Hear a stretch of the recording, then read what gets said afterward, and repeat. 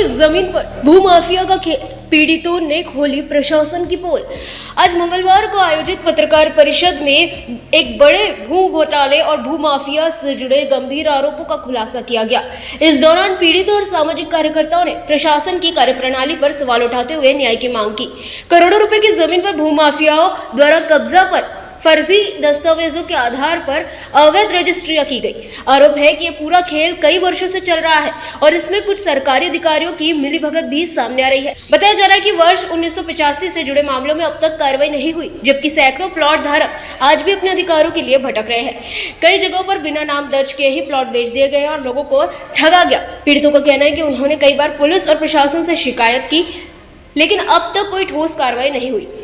अभी उसी के संदर्भ में हमको ये जजमेंट है कि हम एक बार वापस रिप्रेजेंट करेंगे नए कमिश्नर को। अगर वो कार्रवाई नहीं करेंगे तो हम वापस कोर्ट में जाएंगे।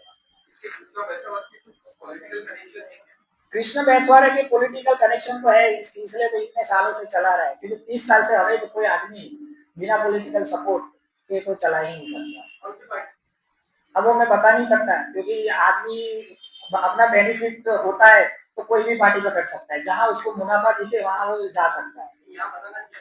नहीं, यहाँ पे मैं इसलिए नहीं बता रहा हूँ क्योंकि वो आदमी किसी पार्टी का नहीं है। जहाँ पे उसको फायदा लग रहा है वहां चला जाता है। तो मैं आप किस पार्टी का हूँ? सब पार्टी इन्वॉल्व होंगी। ये जो PIL है वो रेफरेंस PIL मैंने डाला है, जो ऑलरेडी उस PIL में कहा गया है हाईकोर्ट में कि पब्लिक लैंड पे अगर एंक्रोचमेंट है तो वो एंक्रोचमेंट NIT या कॉर्पोरेशन कभी भी रेगुलराइज नहीं करेगी EU लैंड के अंदर। तो ये जो स्केटिंग रिंग थी वो एंक्रोचमेंट ही था, क्योंकि कॉर्पोरेशन के कोई रिकॉर्ड पे ये रिंग है ही नहीं। जब कॉर्पोरेशन के कोई रिकॉर्ड पे रिंग नहीं है तो एंक्रोचमेंट ही हुआ। वो वही मैं बता रहा हूँ कि वो जो कॉर्पोरेशन जो अवैध रिंग बनी थी उसमें उन्होंने टेंडर निकाला रिनोवेशन एंड मेंटेनेंस का 40 लाख, यानी उसको रेगुलराइज करने का एक तरीका उन्होंने ढूंढा तो जिससे कृष्णा बैसवारे को फायदा मिले, और वो 40 लाख का टेंडर काम कर दिया है। वो गलत था, वो भ्रष्टाचारी था, क्योंकि अवैध जब ये कैसा हुआ कि आपने घर बनाया ही नहीं, जब आपका है ही नहीं तो रिनोवेशन एंड मेंटेनेंस किस बात का? कॉर्पोरेशन की ना, कॉर्पोरेशन खाली केयर टेकर है। जो गार्डन जो है वो एक्चुअली NIT का है।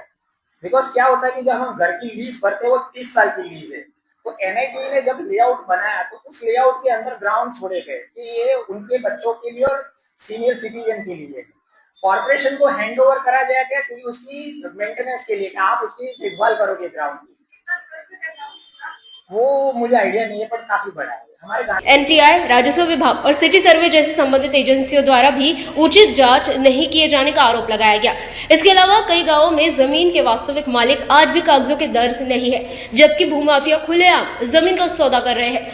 इस पूरे मामले में 35 से 40 गंभीर अपराध दर्ज होने की बात भी सामने आई है, फिर भी आरोपियों पर सख्त कार्रवाई नहीं की गई। पत्रकार परिषद में प्रशासन से मांग की गई है कि इस पूरे प्रकरण की निष्पक्ष और उच्च स्तरीय जांच कर दोषियों पर कड़ी कार्रवाई की जाए, साथ ही पीड़ितों को उनका हक दिलाया जाए और भविष्य में ऐसी घटनाओं को रोकने के लिए सख्त कदम उठाए जाए।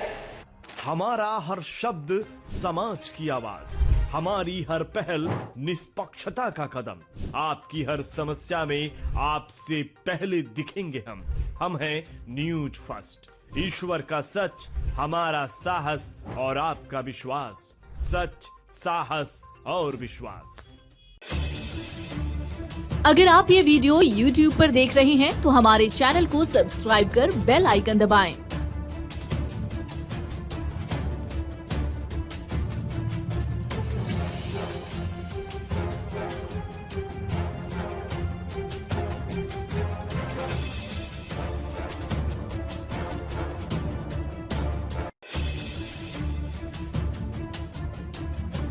और Facebook पर देख रहे हैं तो हमारे पेज को लाइक करें।